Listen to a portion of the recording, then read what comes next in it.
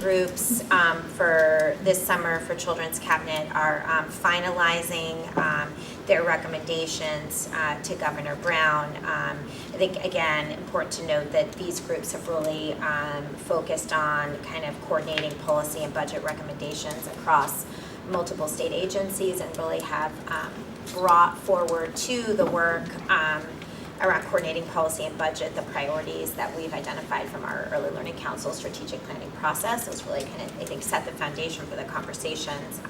A lot of a real iterative process, I think, between the conversations that were happening in the CCDF New Money Working Group and the conversations that were happening around childcare in the Early Care and Education Working Group. So finalizing recommendations, there's a meeting with Governor Brown on September 4th to present the recommendations of each of these working groups, and we can, I think, anticipate then hearing more, into the fall, more from Governor Brown and the Governor's office and staff around the early childhood agenda priorities. Sue, during the opening of the meeting, shared we had already, you can start to see some products, and one priority emerging in the high school graduation rates sort of proposal that the Governor's office released this week. And so I think we'll probably be hearing more as the Governor takes us in this information.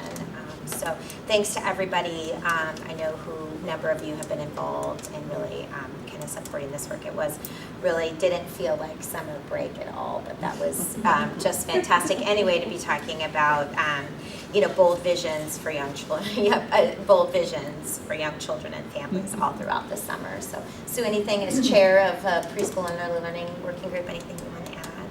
It's and we've commented on this, I think, in many different venues, but having COSA, which is further down on the list, with the school administrators representing K-12 at the preschool table, and really being a driving force of saying we have to get targeted universal preschool because the kindergarten teachers are struggling with the children who are arriving in kindergarten. So having K-12 now be a very dynamic, forceful partner with early learning, I think is great news for everybody. And I've said that to K-12 people as well. So yeah. It's an expanding table, which has to be very exciting for all of us.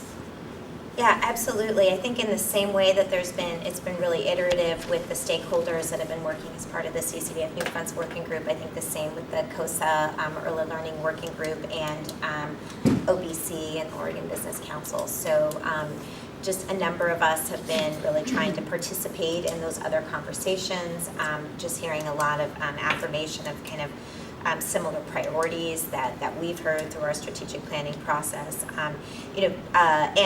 and I think fairly strong alignment. And I think as we get into legislative session, potentially different organizations are going to set their own agendas and prioritize things, respective to their own organizational context. But I think overall, to Sue's point, there's a lot of just momentum, it seems, around early childhood in a lot of areas where there's a lot of overlap around priorities. So we'll just kind of continue to work with those groups and learn more, as they make their own decisions about